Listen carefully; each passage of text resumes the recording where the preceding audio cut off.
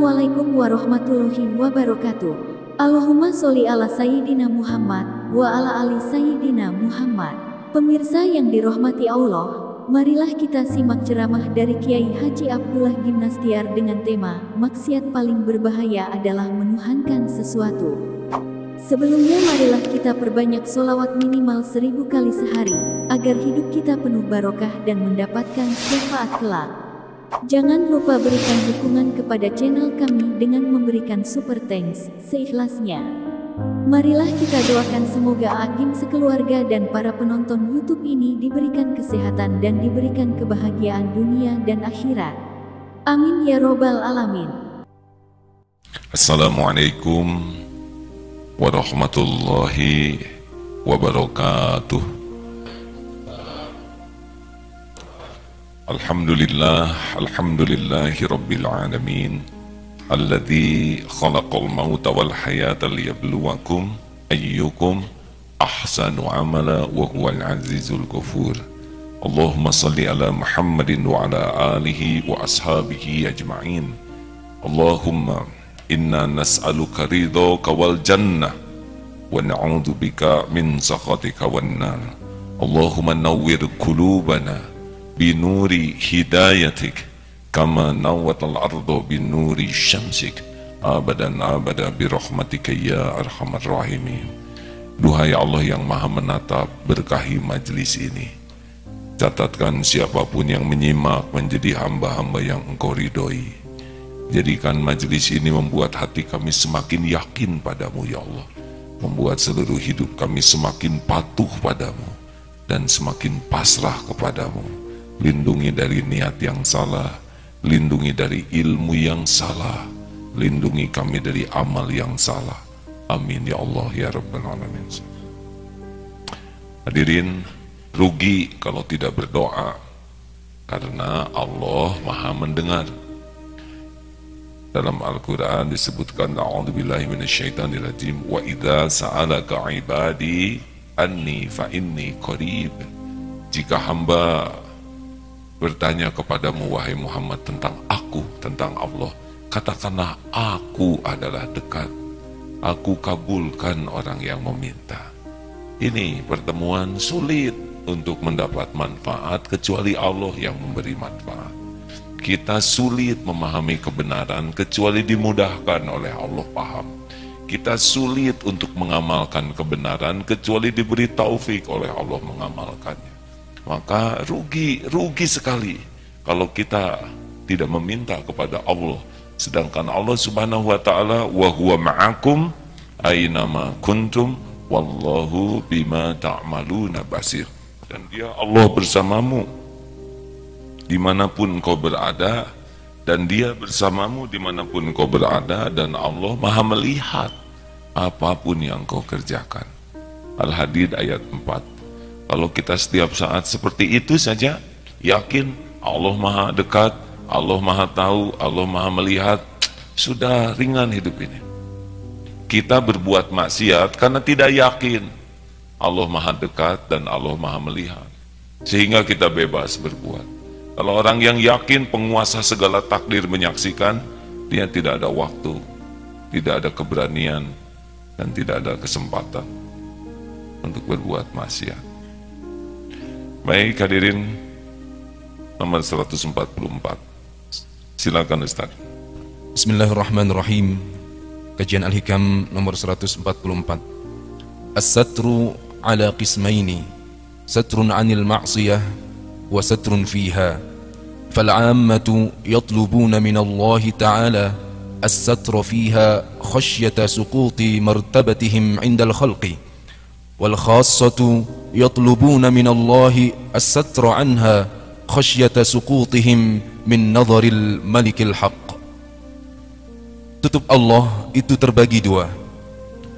Pertama, tertutup dari berbuat maksiat, dan yang kedua, tertutup dalam perbuatan maksiat atau dosa.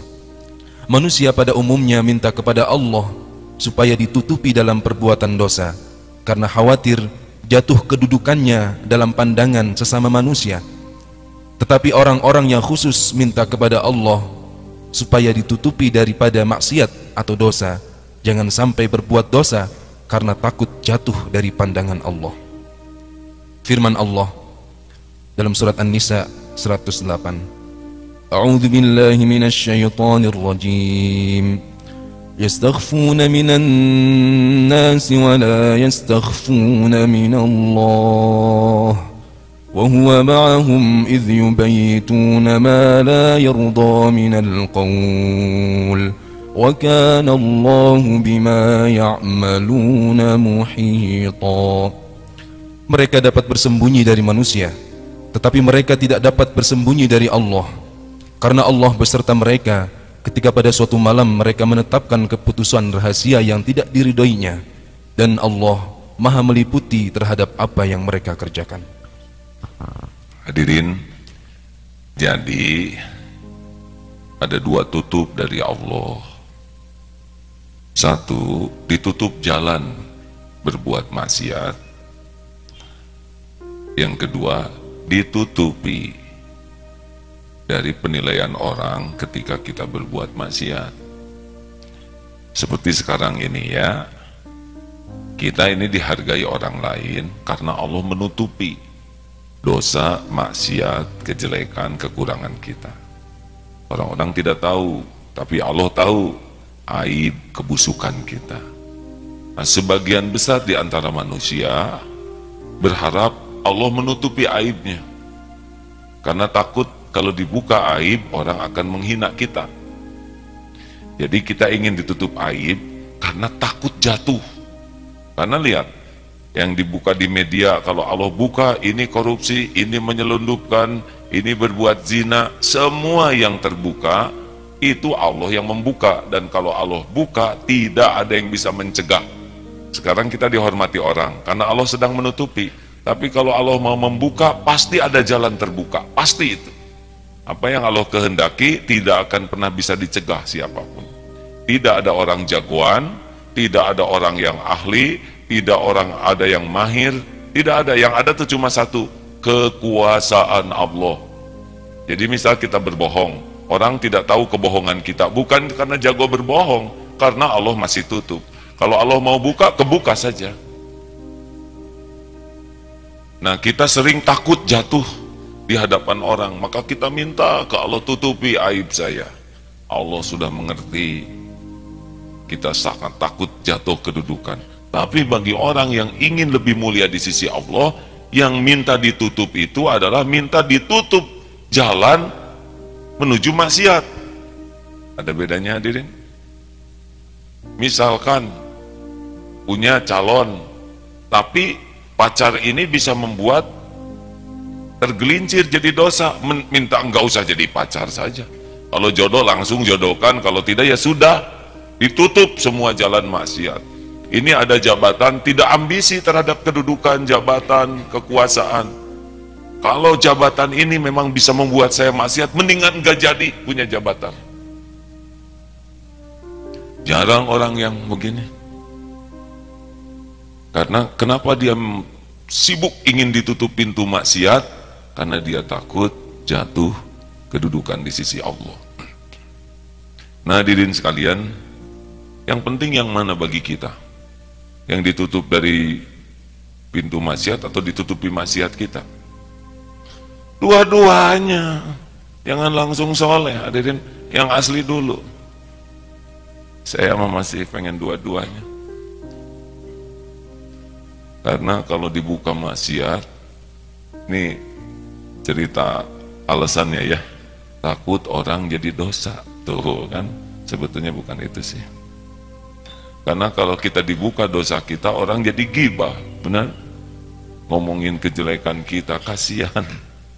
Jadi yang penting bagaimana sekarang ya, ditutuplah dua-duanya.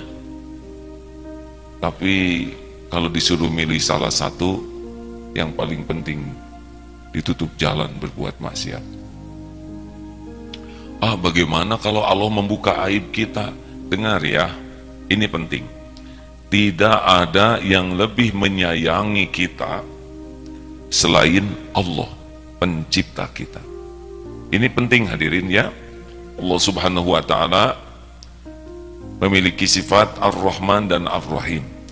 Tidak ada yang lebih menyayangi kita selain Allah. Karena kita ciptaan Dia, kita milik Allah. Setiap saat kita diurus oleh Allah. Orang ada yang sayang ke kita, orang tua, pendamping hidup, anak, tapi itu pasti tidak seberapa dibanding sayangnya Allah kepada kita. Buktinya selama ini diurus, walaupun kita ngaco. Iya kan? Nih, dengar, mana kira-kira teman yang paling baik ke kita? Teman yang paling tahu kejelekan kita, tapi dia masih tetap sayang ke kita. Bukankah itu teman terbaik? Tahu kejelekan, kekurangan, aib kita, tapi teman ini masih tetap membantu kita supaya kita jadi baik. Kita anggap ini teman hebat nih. Bahkan suka kita bohongin, tidak kita hargai, tapi tetap berbuat baik. Kalau ada manusia begitu, sudah kita anggap hebat. Allah, itu tidak bisa dibandingkan dengan siapapun. Kita melupakannya, padahal Allah yang ngurus kita. Kita tidak mengakui pemberiannya, padahal setiap saat Allah yang memberi kepada kita. Dan Allah saksikan pemberian Allah digunakan untuk maksiat kepadanya. Jelas? Allah ngasih mata, Allah ngurus mata, mata dipakai dosa. Coba itu. Allah memberi mulut, Allah bimbing diurus mulut ini, tapi mulut dipakai gibah, fitnah. Tiada yang lebih menyayangi kita selain Allah. Tiada yang lebih mengerti. Ini penting hadirin. Tiada yang lebih mengerti persoalan, masalah, keperluan kita selain Allah. Jelas tidak nih? Kita punya persoalan. Saya lihat wajah-wajah saudara, wajah-wajah banyak persoalan ini. Kita punya masalah. Siapa yang lebih tahu masalah kita? Kita atau Allah? Siapa yang lebih tahu keperluan kita? Kita atau Allah? Kita tidak tahu banyak tentang kehidupan kita ini. Sedikit. Coba nih, Dek. Berapa usia sekarang? 26? 26? Lama juga ya hidup. Saya lihat ada rambut ya, rambutan. Sebutkan keperluan untuk menumbuhkan rambut. Nggak tahu. Ada saya lihat kedip ya. Berapa keperluan kedip dalam 1 menit?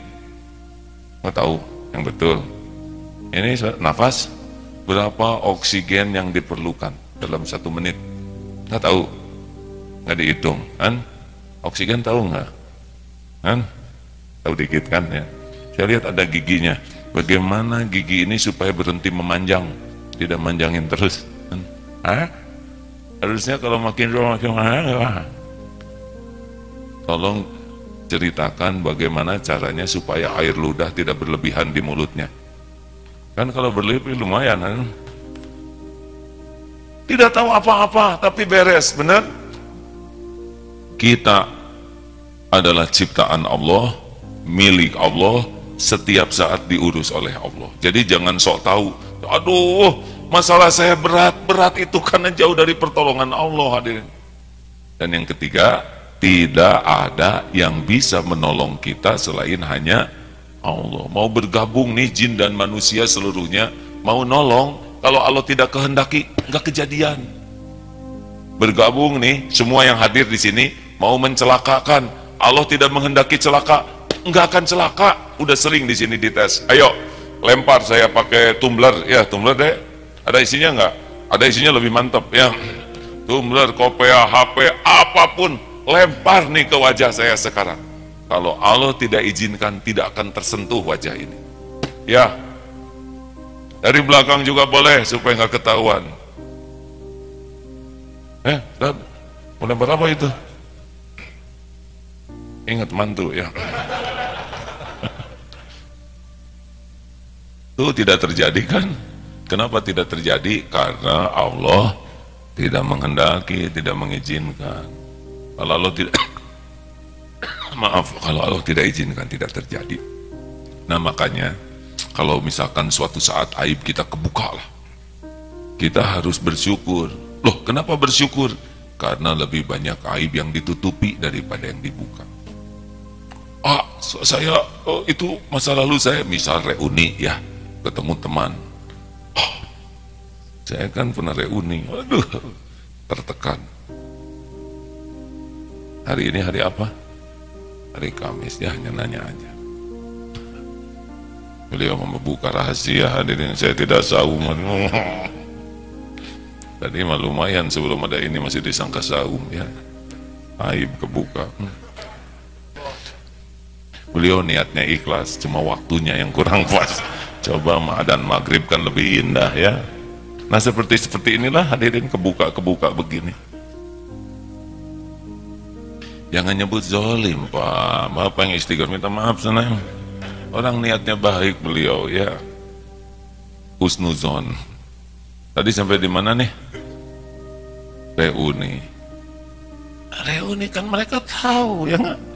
Bagaimana zaman kita SMP dulu, zaman SMA, apalagi guru, tahu sedikit lah, apalagi mantan misalkan ya, mantan kepala sekolah, saudara jangan suudon. Aduh, itu leneng hadirin.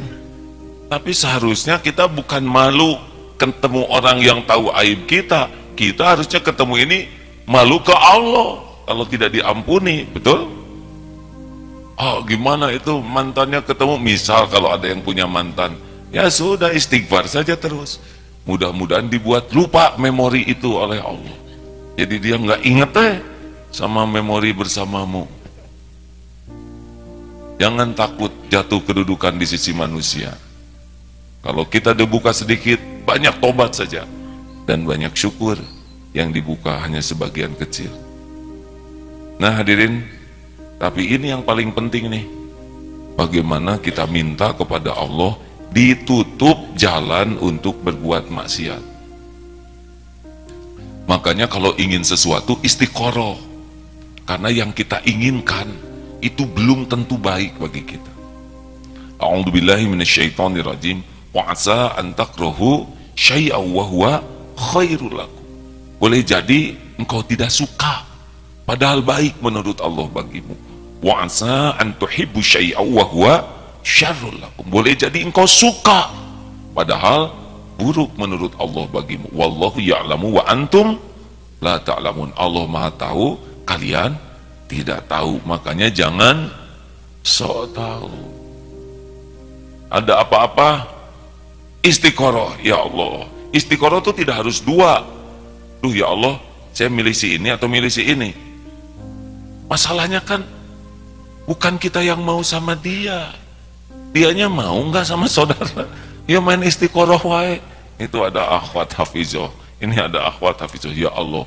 Nah sedangkan dia maunya sama yang lain. Harus puguh hadirinnya, jangan main istiqoroh aja. Satu pilihan juga istiqoroh. Ini ada yang dilamar, mau istiqoroh. Kalau baik jadi, kalau nggak baik jangan. Mau kuliah istiqoroh, mau punya pekerjaan istiqoroh, mau punya kedudukan istiqoroh. Bagusnya begitu, kalau kita diizinkan memilih. Karena yang kita inginkan belum tentu membawa kebaikan. Ini misal ya, ada seseorang yang diminati untuk dinikahi karena belum pernah menikah. Sekantor, tiba-tiba yang mau dinikahinya itu berubah dari senang jadi enek. Bagaimana itu kan? Beruntung atau musibah? Ini bukan masalah ikhlas Pak, beruntung atau musibah. Kan? Untung atau rugi? Pilihannya mah cuma untung. Daripada senang, itu makin lama kacau, tiap ke kantor salah niat, setiap di kantor jadi mikirin dia, jadi maksiat selama mengantar, mending batal. Apalagi kalau dia bukan jodoh, mau ngapain jatuh cinta kepada yang bukan jodoh? Kenapa nganggut deh? Pengalaman ya, aku menjiwai sekali. Iya saya menjiwai, karena di pesantren ini kan banyak yang dalam pencarian, cari jodoh. Gagal mendapatkan sesuatu, kalau sesuatu itu jadi maksiat bukan gagal, itu adalah karunia. Makanya mintalah ke Allah ditutup semua jalan berbuat maksiat. Punya HP bagus, bawaannya teh maksiat terus HP itu hilang, musibah atau karunia? Karunia. Ya maaf cerita, waktu ini kalau cerita diri itu bahaya ya. Waktu senang sekali kepada Al-Adiyat, waktu saya jatuh cinta kepada Al-Adiyat. Ini bukan akhwat, ini kuda hadirin. Oh, yang mana lagi nih? Ibu polisi kenapa ketawanya begitu? Belum tahu sejarah ya. Al-Adiyat itu kuda hadirin, dan jantan lagi kudanya hadirin. Ciri-cirinya adalah setiap pulang dari luar kota, sebelum ketemu ibu, sebelum ke pesantren, ke kuda dulu. Tiap hari nelpon keadaan kuda, gimana kuda sehat, sudah dikasih makan belum, ke anak nggak ditelepon, ke kuda ditelepon yang ngurusnya. Aduh, itu hari-hari itu kuda, dan ketika dinaikin itu kuda, lihat yang dipotret dulu lah ya, aduh, memanah sambil berkuda, waduh ini keren sekali, padahal keren itu karena kudanya besar. Coba kuda kacang, ya enggak, kaki ngangsar, bawa panah, kurang kerennya, apalagi kuda lumping ya. Tapi yang dipuji kita, dan ujub hari Minggu di Eko Pesantren di Darussunnah itu berkuda, dibuat rekamannya, divideokan. Hari Minggu sore berangkat ke Jakarta, hari Senin pagi ada telepon dari AA, innalillah, Al-Adiyat meninggal. Nggak nyebut wafat, kita mati gitu. Waduh, itu hati itu gebeg, remek, perih. Tapi seakan-akan ya, Al-Adiyat berkata begini, aku sayang. Ngarang hadirin. Jangan bayangkan manusia, kuda ini ya. Saya tahu AA sangat menyayangiku, memperhatikan diriku, tapi saya khawatir kehadiran saya hanya akan menambah dosa bagimu. Hati jadi kotor dengan ujub, bangga, bahkan mungkin jadi takabur, dan jadi kotor hati kehadiranku. Daripada keadaan diriku membuat AA jadi kotor, lebih baik aku pulang terlebih dahulu. Selamat tinggal aku, akan ku kenang kebaikanmu, rumput-rumput darimu ya gak? Mudah-mudahan ketiadaanku membuat hatimu butuh untuk Allah Tuhanmu. So sweet ada. Tapi sejujurnya ketika ingat itu, oh ya, ini yang terbaik. Adanya kuda ini membuat sering kotor hati, maka dimatikan kuda ini oleh pencipta dan pemiliknya adalah kebaikan. Jelas hadirin? Mungkin ada yang nanya, apa sih maksiat yang paling bahaya? Dengar ini, maksiat yang paling bahaya adalah mengilahkan sesuatu, sehingga sesuatu ini nempel terus di hati kita. Ini bahaya, sehingga kita ingat kepada dia, ingin selalu bersamanya, takut jauh darinya, mau berkorban apapun untuknya. Ini udah jadi dituhankan ini. Karunia Allah nih, kalau ditiadakan atau dibuat sedemikian rupa sehingga hati kita lepas dari menuhankan sesuatu. Kalau ada yang menuhankan jabatan, tiba-tiba jabatannya dicopot, diambil, padahal itu tempat kebahagiaan dan kemuliaannya. Ini beruntung, dia punya aset yang membuat dia merasa terjamin, masa tua saya terjamin, kehidupan saya terjamin, saya mulia. Tiba-tiba aset itu habis. Ini beruntung hadirin. Apapun yang membuat kita mengilahkan sesuatu, kalau diambil, itu merupakan karunia besar. Makanya ibu-ibu, bu, jangan terlalu cinta kepada suami ya. Pertama mah sebagian ini belum pada punya suami. Cinta sama suami siapa berarti Yang sudah punya suami jangan berlebihan, segala-galanya demi suami. Allah nanti cemburu. Banyak cara bagi Allah untuk mengambil ilahnya. Demikian pula para suami, jangan sampai di kantor singa, pulang ke rumah jadi meow. Kenapa mimikri begini? Tetap harus lebih takut ke Allah daripada takut ke siapapun. Diambilnya, dijauhkannya sesuatu yang membuat kita berbuat maksiat adalah karunia. dan sebesar-besar maksiat adalah inna syirka ladzulmun azim. Surat Luqman ayat 13. Sesungguhnya syirik adalah kezoliman yang amat besar. Apapun yang dijauhkan dari kemusyrikan, kemunafikan, itu adalah karunia yang tidak ada bandingannya. Terima kasih. Alhamdulillah ada tamu dari SMPN 22 Depok. Mana adik-adik? Masya Allah, alhamdulillah, selamat datang. Banyak ini, 200 orang. Berapa bis, Dek? 4 ya, pas berarti, 1 bis 50, bagus ya. Ada juga ini dari Polsek Sukasari. Mana Kapolsek yang baru? Waduh, terima kasih Bu, Masya Allah, selamat datang di pesantren ini. Tugas di sini ya, sudah takdir Allah, udah resmi aja jadi santri ya. Terima kasih Bu, nanti bisa silaturahim sesudah ini ya. Alhamdulillah. Ibu Yuni Purwanti Kusuma Dewi. Wah, manggilnya siapa nih? Dewi Kusuma Purwanti. Ibu Kapolsek ya, ini paling kumpul beres semuanya ya. Ada pertanyaan kah? Jadi dosa yang paling besar apa? Syirik. Syirik itu ada tandingan bagi Allah. Cirinya apa? Mendominasi hati kita, terus ada di hati. Bisa calon, bisa harta, bisa pangkat, jabatan, bisa popularitas, nempel aja di hati. Makin nempel di hati, tidak ingat ke Allah, udah pasti nyiksa tuh. Tidak ada bahagianya. Jadi harus bagaimana? Ingat rumus yang kemarin, kenapa orang stres? Karena kebanyakan mikir, kurang zikir. Ulangi, kebanyakan mikir, kurang. Harusnya bagaimana?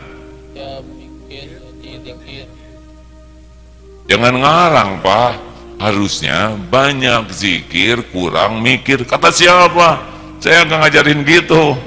Harusnya tiap mikir jadi zikir. Gitu tuh Pak Kapolsek ya. Kalau nanti ada Ibu, maaf, kalau ada kasus apa, wah ada kasus pencurian, ingat kepada pencurian, ingat kepada Allah yang mengetahui pencurinya sembunyi di mana. Dipikir kalau dibimbing oleh Allah, Allah pasti tahu kemana dia sembunyi. Dulu nih Bu, di sini pernah kehilangan sepatu 1 hari. Besoknya sepatu itu ada lagi. Tapi kasusnya jadi rumit. Jadi sahabat saya yang hilang sepatu ini, sudahlah, nggak ada. Besoknya, ada lagi. Pas mau pakai sepatu, Pak, itu punya saya. Loh, ini punya saya, jadi 2 pemiliknya. Coba itu. Demi Allah Pak, itu punya saya, gitu. Kata yang megang, loh, demi Allah ini juga punya saya. Coba itu kan. Ini kan pelik hadirin. Dua-duanya sumpah. Rupanya begini, ini mungkin pelajaran bagi ilmu kepolisian ya Bu ya. Jadi hilang, dicuri rupanya oleh seseorang, dijual ke tukang loak. Nah santri ini beli sepatu ke tukang loak itu. Jadi dua-duanya sah sebagai pemiliknya hadirin. Yang ngaco itu maling hadirin. Dibeli, akhirnya dipakai ke sini, ke masjid ini lagi. Jadi pas pulang akhirnya saya nggak tahu gimana akhirnya, apa dibagi 2 gitu, seorang 1 supaya adil. Baik, ada pertanyaan sahabat-sahabat? Tidak ada? Terima kasih kalau tidak ada ya. Ibu mau menyampaikan sesuatu? Nanti aja? Baik, terima kasih. Serius nih, tidak ada yang nanya? Papa nanya terus tiap hari Kamis kan? Udah segini dekatnya masa masih nanya juga Pak? Terima kasih sahabatku yang baik. Boleh saya berpesan sesuatu? Innallaha la yanzuru ila suwarikum wa amwalikum walakin yanzuru ila qulubikum wa amalikum. Sesungguhnya Allah tidak melihat rupa-rupa dan hartamu, tapi Allah melihat hati dan amalmu. Siapakah santri yang paling sukses belajar dan ibadah di sini? Adalah santri yang paling bersih hatinya dan paling jadi bukti indahnya Islam pada dirinya. Indonesia mayoritas umat Islam, seharusnya negara paling bersih adalah Indonesia. Indonesia mayoritas umat Islam, harusnya negara terjujur adalah Indonesia. Tapi kenapa belum? Tahu sebabnya kenapa belum? Karena belum semua umat Islam belajar Islam. Dan belum semua yang belajar Islam mengamalkan Islam. Jadi bagaimana dong? 3M. Bagaimana? Mulai dari diri sendiri, mulai dari hal yang kecil, dan mulai saat ini bersihkan hati dan buktikan indahnya Islam